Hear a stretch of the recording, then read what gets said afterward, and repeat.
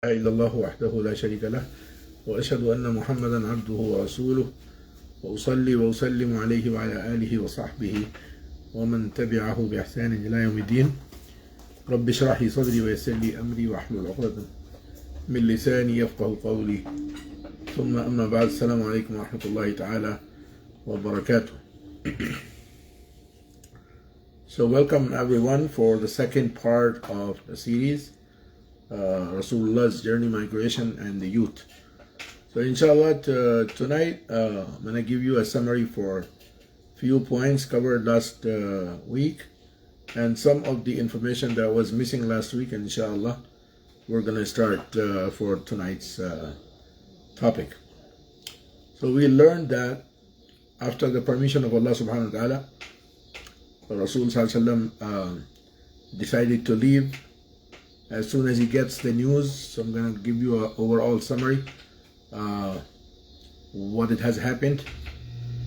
So he goes to Abu Bakr radiallahu anhu, informs him that Allah subhanahu wa ta'ala commanded him to start.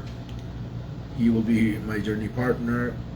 Abu Bakr was happy, overjoyed. He informs Rasulullah, you don't need to worry, I'll make all arrangements. So he arranged food supplies and everything else needed for the travel, including guide, camels, food supplies, and everything. Rasulullah comes back in the night time. Prior to that, the Quraysh had a meeting. They surrounded his house. They chose the 11 men to surround his house. Yesterday I didn't have their names last week, so the 11 names are as follows. Abu Jahl was one of them. Hakam bin Abil As, second. Uqba ibn Abi Mu'ayyad. An-Nadr bin Al-Harith. Umayyah ibn Khalaf.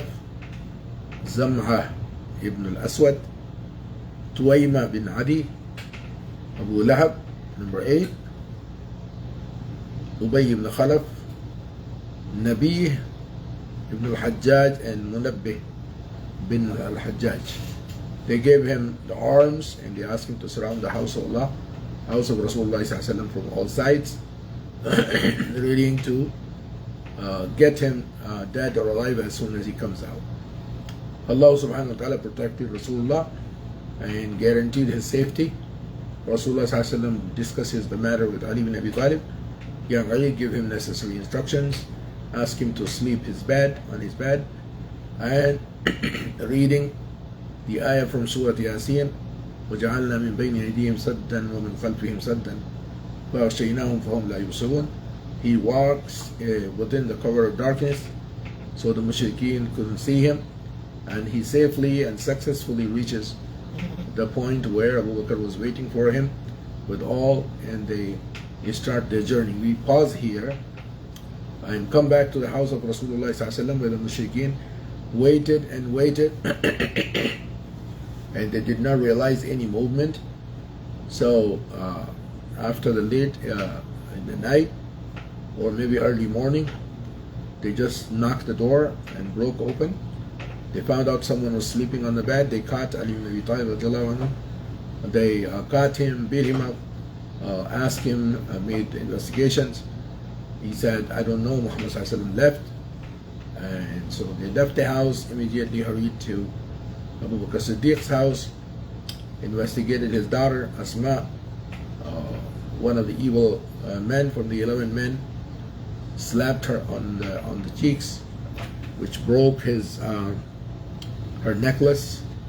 And then the mushrikeen came out, makes an announcement that whoever brings Muhammad we're going to give him an award.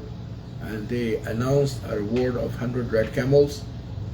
So the hunt started, and a lot of warriors, they announced for warriors to come. Those who have the experience of searching and hunting people with some goals, a lot of people came in terms of finding awards.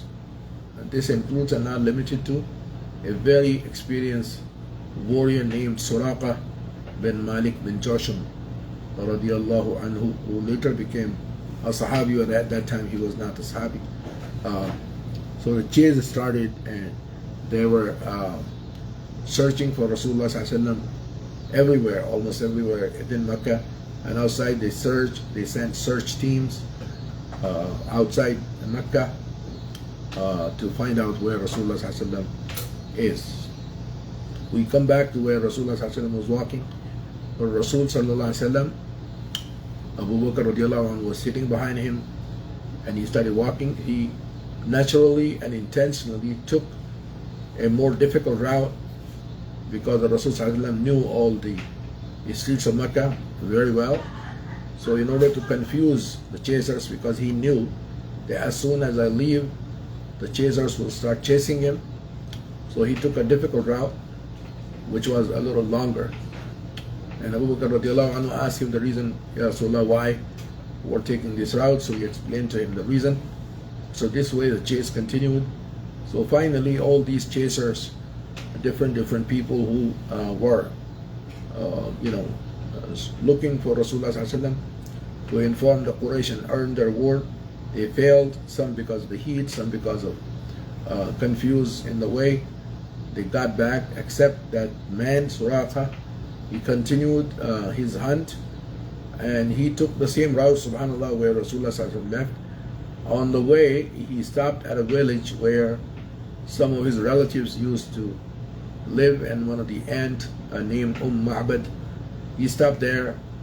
The lady and the husband were scared to see him armed with a sword, and he asked him why, where is he going, where is he heading to, and what are his intentions, why he is armed. So he asked her if she saw two men, and she said, who are they? He said, they said they are my friend and I would like to meet with them. So the couple told him the way that they saw Muhammad sallallahu alaihi wasallam and Abu Bakr walking along with the guide. So he started chasing. After a long chase, a difficult chase in the sand and hot desert, finally Suraqa was able to reach near Rasulullah sallallahu alaihi wasallam. He spotted them, and Abu Bakr radiallahu anhu spotted some haraka at the back. He informs Rasulullah sallallahu alaihi wasallam that, Ya Rasulullah, someone is chasing us. So Rasul sallallahu alaihi wasallam tells him to be content with, to be safe, inshallah nothing will happen, Allah will protect us. So the chase continued, and finally Suraqa was almost very close to Rasulullah sallallahu alaihi wasallam, until his horse stumbled and he fell. He got up and resumed his chase. He fell again, he got up and fell again. So he got up and he started chase. He fell the third time, until finally he was very close, in a way that Rasulullah sallallahu alaihi wasallam recognized him, and he tells Rasulullah, Ya Rasulullah, this is Suraqa bin Malik chasing us. So finally when he was very close, Rasulullah sallallahu alaihi wasallam speaks with him, and he speaks with Rasulullah. And at this moment, Allah subhanahu wa ta'ala changed Suraqa's mind. He abandoned the chase, and Rasulullah sallallahu alaihi wasallam gave him something in writing, which he caught in the way, and he returned back telling the Quraysh that he did not, because the Rasul sallallahu alaihi wasallam told him that at the time of Sayyidina Umar al-Faruq, the Kisra, the emperor, will give him his golden bracelets. So that we stop here and we come back again. We said that there were also, we covered last week, there were almost like 8 people who participated in the journey, along with Rasulullah sallallahu alaihi wasallam, as a leader, as a statement, as a guide, as a mentor. And in this journey, 2 adults and 5 youth participated. And we talk about the first adult is none other than Sayyidina Abu Bakr Siddiq radiallahu anhu wa ardah. And the second adult was Suraqa, which we mentioned. Other than that, there were 5 other people. And subhanAllah, amazingly, the youth, which is at that time minus technology youth, Today's youth have technology, have all these sources and resources. A very, very intelligent youth today, but that youth, minus technology, they supported and helped the mission of Rasulullah to make his mission successful. They participated. One of the youth was Ali ibn Abi Talib, radiallahu anhu. Youth number 2 was Abdullah. He was the son of Abu Bakr, a young man, a fine young man. Number 3 was Asma, the daughter of Abu Bakr. Abdullah and Asma were brother and sisters, so these 3 Muslim. Then Amir bin Fuhaira. This is a young man also who who Abu Bakr arranged him for bringing food supplies and other travel necessaries. And then finally the guide, which was also known as Abdullah bin Urayqit. He was the guide. So these are 5. So inshallah, from tonight we're gonna mention some details about each one of the 7 people. And tonight we begin with Sayyidina Abu Bakr Siddiq radiallahu anhu. I collected some information which is very interesting about Sayyidina Abu Bakr Siddiq radiallahu anhu. So inshallah we'll see if we can cover that the whole thing tonight. Otherwise inshallah we'll continue. Abu Bakr Siddiq radiallahu anhu, his real name is Abdullah, and his father is Usman, and his father was known by the name of Abu Quhafa. So Abu Bakr Siddiq bin Abu Quhafa, son of Amir bin Amr bin Ka'b bin Sa'id. So basically Abu Bakr Siddiq radiallahu anhu was the son of Abu Quhafa. His mother was known as Ummul Khair Salma bint Sakhr. Abu Bakr Siddiq radiallahu anhu became Muslim, the first one. A lot of scholars, they say he was the first one, or from the adults he was the first one. And then soon after, his mother became Muslim. His title, he had 2 titles. One is As-Siddiq, the truthful, because when Rasulullah sallallahu alaihi wasallam went to Al-Isra wal-Mi'raj, everybody rejected him. Or whatever Rasulullah sallallahu alaihi wasallam described out of what I've seen in the journey to the heavens and back, every single person in Mecca did not believe him, rejected his statements. Some of them they mocked and made fun, except Abu Bakr Siddiq, who said, if Rasulullah sallallahu alaihi wasallam is saying that, so he is truthful. I believed in him, so that's why he was named as Siddiq. His second title was Al-Atiq. Abu Bakr Siddiq was known by the name of Al-Atiq, which means Atiqum min al-nar, freed from the hellfire. He's the first one who was named as Khalifa to Rasulullah after he became Khalifa. After the demise of Rasulullah sallallahu alaihi wasallam, when Muslims chose him to be the leader, so people calling him Khalifa to Rasulullah sallallahu alaihi wasallam. And he has a lot of first ones because he was the first one to start those. Similarly, as he was the first one to become Muslim, he was also the companion of Rasulullah sallallahu alaihi wasallam in the ghar, in the cave. He accompanied Rasulullah sallallahu alaihi wasallam in the journey of migration, and he was his companion. Abu Bakr Siddiq radiallahu anhu helped and supported Rasulullah in everything and with anything he had, with himself and with his money. He was a very, very respectable, rich businessman, and he was the best of the leaders of the Quraysh.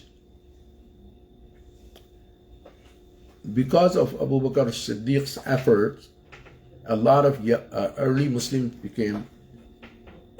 took Shahada upon his hand. Like Uthman ibn Affan, Zubayr ibn al-Awwam, Talha ibn Ubaydillah, Abdul Rahman ibn Auf, Sa'd ibn Abi Waqqas, and Talha ibn Ubaydillah. A couple of them from the Al-Asharat al-Mubashirin, from the 10 people who have been given good news of Jannah in their lifetime. Also, his father and his children, they also became Muslim.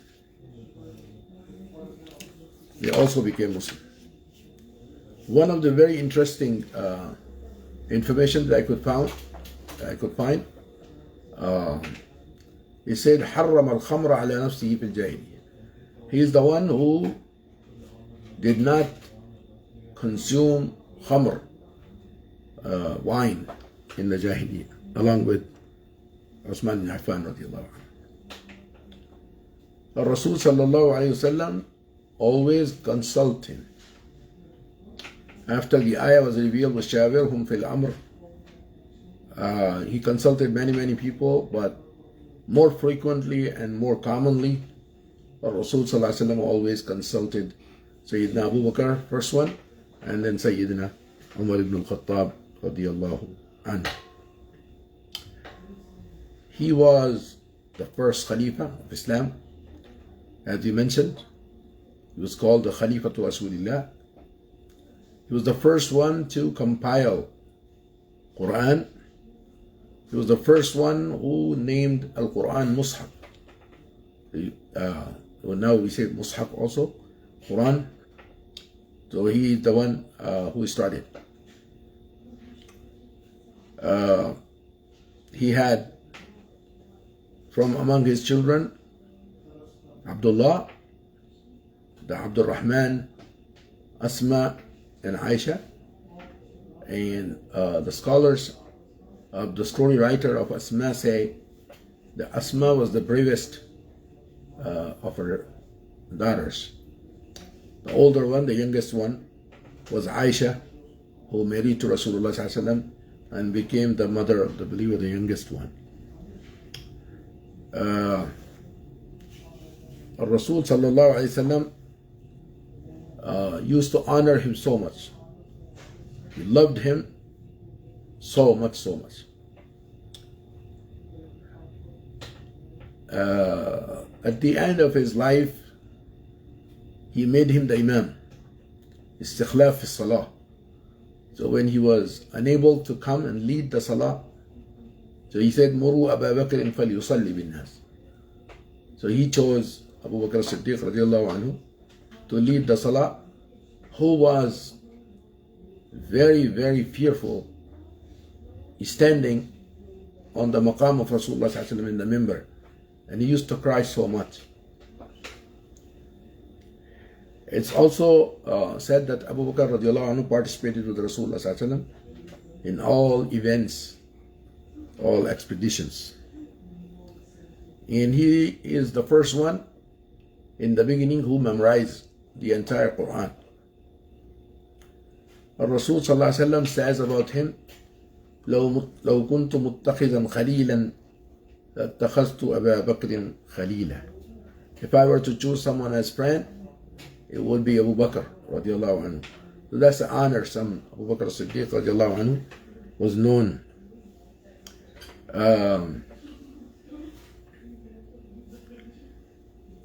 I found something very interesting about Abu Bakr as-Siddiq radiallahu anhu, which me and you can also adopt. He said that when someone praises him, give him a compliment, he said Abu Bakr, someone is very happy with Abu Bakr and he praises Abu Bakr, so he used to say this commonly, Allahumma ja'alni khayran mimma yazunnun. Oh Allah, make me better with what they think about me. So a lot of people, they come to Abu Bakr Siddiq radiallahu anhu, they met him and they praised him. So after that he says, Allahumma ja'alni khayran mimma yazunnun. Oh Allah, make me even better than what people think of me. وَغْفِرْ لِي مَا لَا يَعْلَمُونَ, and forgive me for what they do not know.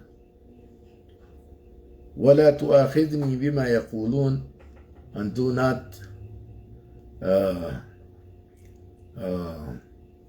do mu'akhadha, do not question me about what they say. He also died at the age of 63 years. He died on Monday, 22nd of Jumad al-Akhir, 13th year of Hijrah.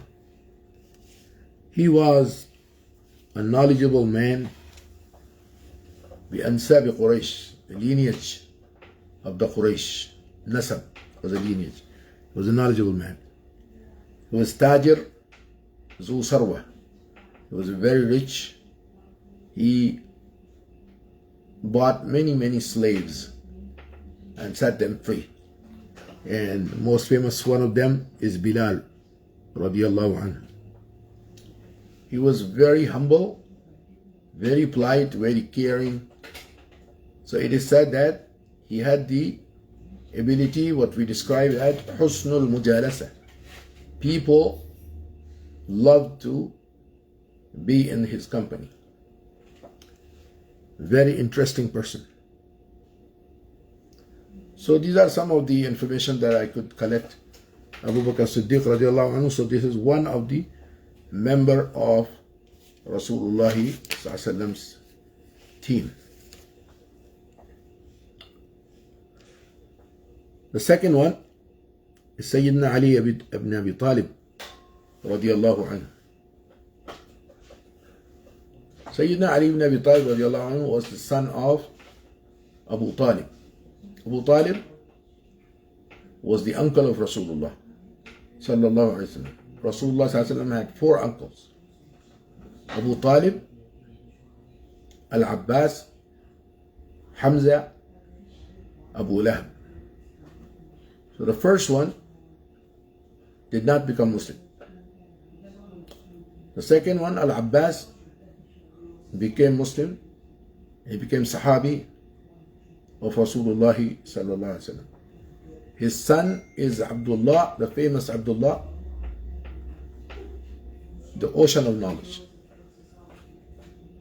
Abdullah was very young the day that Rasulullah sallallahu alaihi wasallam passed away. He was 13. And inshallah someday we will talk about Abdullah ibn Abbas. A very interesting personality. Basically, he invented ways of learning. He was known to be the ocean of knowledge. Habr al-Ummah al-Islamiyya. Then comes Ja'far.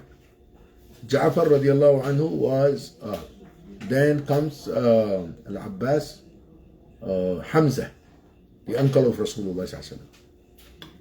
And then finally Abu Lahab, he remained mushrik, and a surah has been revealed, Tabbat yada Abi Lahabin wa Tab.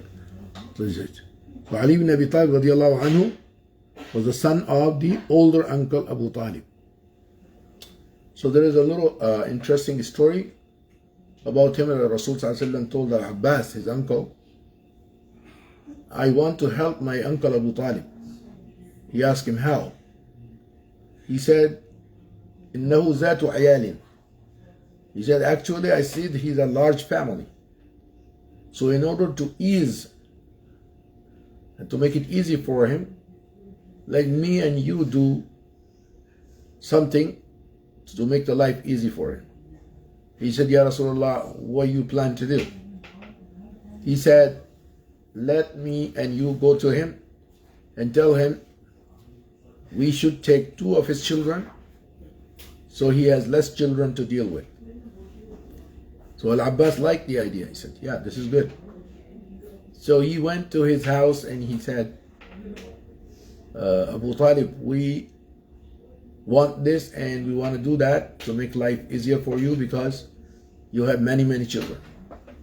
Abu Talib liked the idea. And he said, my youngest one is Aqil.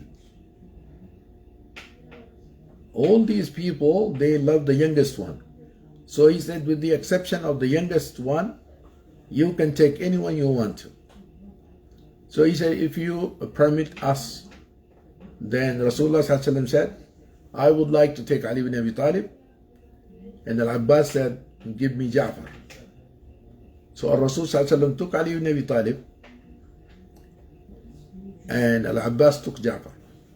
So basically, these two grew up respectively, Ali ibn Abi Talib within the household of Rasulullah. He learned everything.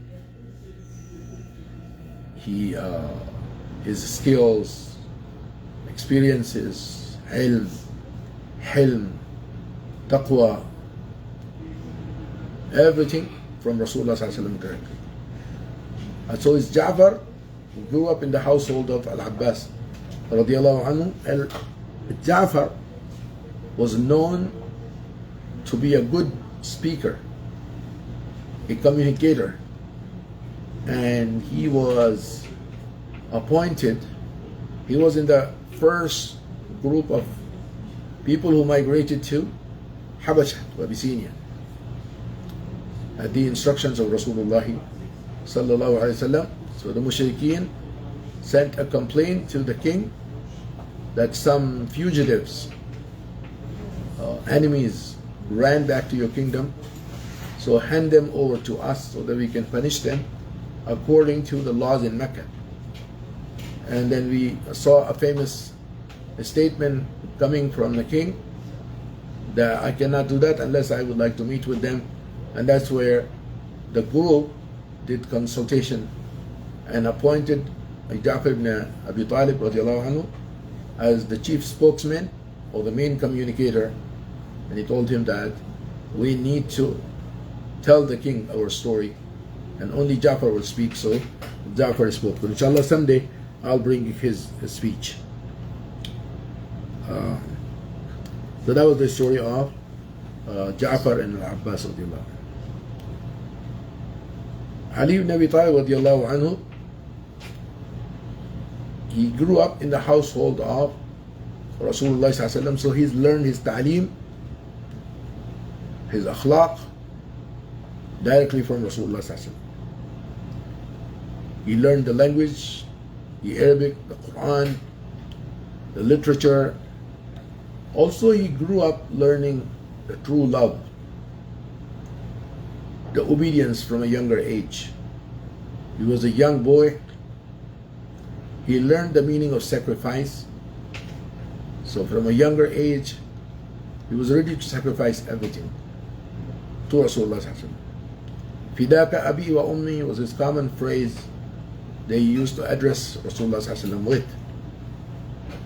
He loved Rasulullah. He obeyed Rasulullah. He became a very knowledgeable man. He learned how to speak. His speech was very knowledgeable, because he later, Allah subhanahu wa ta'ala granted him the knowledge of al-qada, ilm al-qada. As I could remember, there are al-qudatu arba'a. I don't remember the name, but Ali ibn Abi Talib radiallahu anhu was given the comprehensive knowledge of the judgment of al-qadi. So his actions and his virtues, all he acquired. Rasul sallallahu alaihi wasallam gave him the ta'aleem and the tarbiyah. He grew up watching Rasulullah sallallahu alaihi wasallam and his actions from very close. So he acquired habits, courage, bravery. One of the things that Ali ibn Abi Talib grew up very strong is his ability to carry out tasks. So whatever task was given to him, even from a younger age, he never hesitated to take it. Although youth sometimes are either undecisive or kind of weak, undetermined to accept and to carry out successfully the task that they were given. But young Ali ibn Abi Talib radiallahu anhu, because of Rasulullah sallallahu alaihi wasallam's teaching, mentoringship, company of Rasulullah sallallahu alaihi wasallam, his instructions grew very strong. So his conviction level improved tremendously. And he showed that in the journey of migration, when Rasulullah ﷺ gave him two risky assignments. These two assignments in this journey that was given to Ali ibn Abi Talib radiallahu anhu was full of risk. The first one, Ali ibn Abi Talib radiallahu anhu used to be in the same place where Rasulullah ﷺ used to live, and from the same house where that night when he left his house, he called him and he explained to him what's going to happen tonight. So in other words, he ﷺ informed him about the whole plan. And he told him that because of your determination, because of your conviction, and because I know your capabilities and your strength, I chose you to do two things for me. And Ali ibn Abi Talib radiallahu anhu very willingly and gladly accepted those risky assignments. And he, despite being young, he knew that the Rasul sallallahu alaihi wasallam, there is a risk to life of Rasulullah. And he knew that the armed people, the evil leaders of Quraysh, were surrounding the house of Rasulullah sallallahu alaihi wasallam in order to catch him. So anything could happen. And he was also aware of the risk to his life as well. But he never hesitated. That's what the brave thing of this young man at his younger age. So he said, Rasulullah ﷺ tells him, the first thing is, as soon as I'm ready to leave and I exit the house, all you need to do is to just lie down on my bed and put the blanket and sleep on my bed. And he gave him assurance, you will be safe. Nothing will happen to your life. If the mushrikeen come inside, they catch you, just keep calm and keep courage, and Allah will protect you. They may question you, interrogate you, which they did. They may beat you up, it's fine. But nothing will happen, Allah will keep you safe. So he gladly accepted that first assignment, which was full of risk. And the second assignment that Rasulullah ﷺ gave him in this journey of migration, that he said, look at my house. My house is full of amanat, the possessions or the things belonging to other people. The mushrikeen, although they didn't believe in him, they didn't agree with Rasulullah ﷺ, they fought him, they cursed him, they made fun of him. But because he was as-sadiq and al-amin, they brought their expensive belonging to be kept and safe with Rasulullah ﷺ. So he told young Ali ibn Abi Talib, after I am gone in the morning, when things calm down, and the mushrikeen are gone and they let you leave, you just take care of all these possessions. And it will be your responsibility to carry them out and to make sure that they are safely delivered to neighborhoods in Mecca, to whatever he belonged to wherever he belonged to. So Ali ibn Abi Talib radiallahu anhu collected all these amanat, and then he fulfilled that assignment too with courage. Now we see, Brother Abdul Majid, how many minutes I have? We are over by 2 minutes. Oh, really? Right. Well, I'm done. So one of the things that we notice, there is something called decisive thinking. And when you decide to do something, you just take a decision. and you go for it. So decisive thinking, and then the determination and courage covered by extreme and pure love to Rasulullah ﷺ. So young Ali ibn Abi Talib, like the other two youths as well, he showed to Rasulullah ﷺ, Ya Rasulullah, I love you, I care for you, and I am willing to do anything and everything that you want me to do. So he accepted those two responsibilities full of risk, and he performed them with courage and determination. Inshallah, we have some more information we'll talk about next week. سبحانك اللهم وبحمدك أشهد أن لا إله إلا أنت أستغفرك وأتوب إليك والسلام عليكم ورحمة الله وبركاته.